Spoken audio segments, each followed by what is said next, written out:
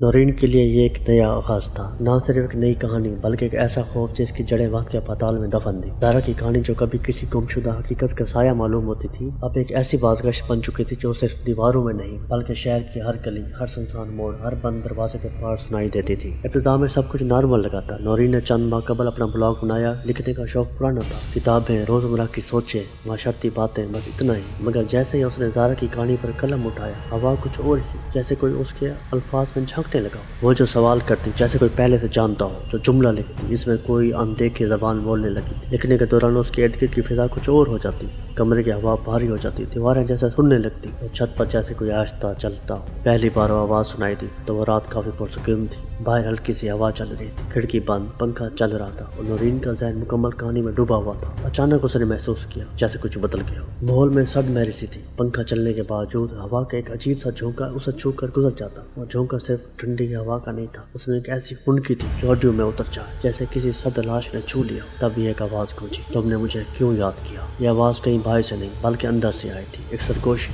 जो दिमाग के पर्दों पर किसी नाखून की तरह चुभती हुई महसूस हुई। नौरीन ने फौरन लाइट जला दी, कमरे को घूरा, हर तरफ निगाह दौड़ाई। हर शय वही थी मगर फिर भी कुछ अलग। उसका दिल धड़कने लगा, तेज, बेकाबू। उसकी सांसें जैसे उलझने लगी। अलमारी के साए में से उसे लगा जैसे कोई खड़ा हो। पर्दा जो हमेशा सीधा रहता था अब जैसे किसी ने पकड़ रखा हो। वो देर तक एक कोने को तकती रही जहाँ कुछ भी ना था, मगर आंखों को यकीन आ रहा था कि वहाँ कोई है। अगले दिन नौरीन उस उलझन, उस खौफ और उस तशवीश का पीछा करते हुए शहर के सबसे पुराने कुतुब खाने जा पहुंची। यह जगह हमेशा के लिए सुकून का सबब रही थी, एक ऐसी दुनिया जहाँ लफ्ज़ों में पनाह थी। लेकिन आज वो पनाह गाह भी एक मुख्तलिफ महसूस है। वो इमारत जो बरसों से खड़ी थी अब जैसे लगने लगी हो जैसे उस पर बोझ हो, ये खुद किसी राज को छुपाए हुए थक गई हो। दरवाज़ा धकेला तो एक सिसकी की आवाज़ आई। दरवाज़ा नहीं, जैसे अंदर से किसी के कराने की आवाज़ हो। कुतुब खाने के अंदर एक अंधेरा था, सिर्फ दूर एक लटकता बल्ब हल्की सी रोशनी दे रहा था, वो भी धुंधली और नरसती हुई। कदमों की चाल जो उस वीरान जगह में गूंजती थी अब किसी और के कदम से टकरा रही थी, जैसे नौरीन के साथ कोई और भी चल रहा हो। नीचे के कमरे में जाने वाली सीढ़ियाँ जो हमेशा लकड़ी की खुशबू देती थी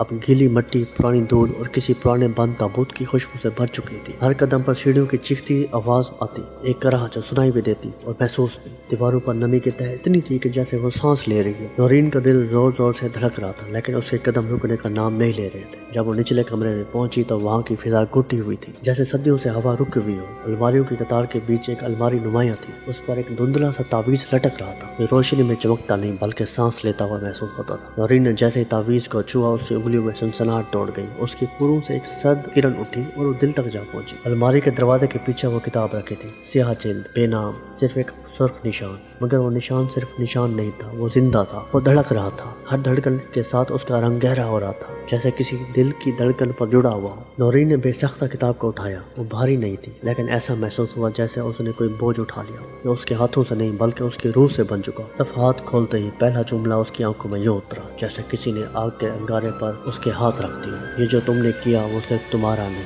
हर उसका भी है जिसका नाम लिखा गया था। नौरीन की आंखें ठहर गईं। अल्फाज अब सिर्फ अल्फाज नहीं थे, वो दरारें थी जो उसकी हकीकत को छीनने लगी थी। उसके बदन में झुरझुरी दौड़ गई। वो समझ गई कि ये महज किताब नहीं बल्कि एक दरवाजा है, एक ऐसे जहान का जिसमें ज़ारा की आवाज़ अब भी गूंजती है। तभी अंदर से आवाज़ आई, अब तुमने मेरे बारे में जाना है और तुम्हारी तकदीर में ये शामिल है कि तुम्हें मेरी कहानी मुकम्मल करनी होगी। ये आवाज़ ज़ारा की थी, या उसकी जो ज़ारा बन चुकी थी। उसमें एक थकन थी, जैसे सदियों से रोती रही हो मगर आंसू खत्म ना हुए। नौरीन ने मजीद सफ़ात पलटे, हर सफ़ा जैसे एक धुन थी, अल्फाज, तस्वीरें, धुंधले चेहरे जिनकी आंखें उसे देख रही थी। तब एक और जुमला सामने आया, ज़ारा की कहानी तुम्हारी है और तुम्हारी कहानी मेरे साथ जुड़ चुकी है। इस पर किताब ने खुद को बंद कर लिया, न कोई जुम्बिश न कोई मज़ामत, जैसे वो फैसला कर चुकी है। कमरा पहले से भी ज़्यादा तारीक हो गया था, बल्ब बुझ चुका था, रोशनी खत्म हो चुकी थी, मगर नौरीन की आंखें अब भी देख रही थी। वो साए, वो आहटें, सांसें जो दीवारों में बस चुकी थी और फिर दीवारों से सरगोशियाँ उभरी, खालिस साए जिनकी ज़बानें अल्फाज से खाली थी मगर मफहूम से लबरेज। अब तुम भी उस दुनिया का हिस्सा बन चुकी हो नौरीन। नौरीन ने किताब को सीने से लगाया और दरवाजे की तरफ दौड़ी, मगर दरवाजा बंद था। वो दरवाजा जो उसकी आमद पर कराह रहा था अब मुकम्मल खामोश था, जैसे उसने सांस रोक ली हो। तुम अब भी बाहर नहीं जा सकती नौरीन, तुम्हें इस जगह का हिस्सा बनना है, तुम्हें इन कहानियों को मुकम्मल करना है। लेकिन ये कहानी कैसे मुकम्मल होगी, नौरीन ने पूछा। किताब की बंद जेल से एक धड़कन उभरी, फिर वो अल्फाज जो अंदर से बोले गए, बाहर से नहीं। जब तुम सच के साए को सामने लाओगी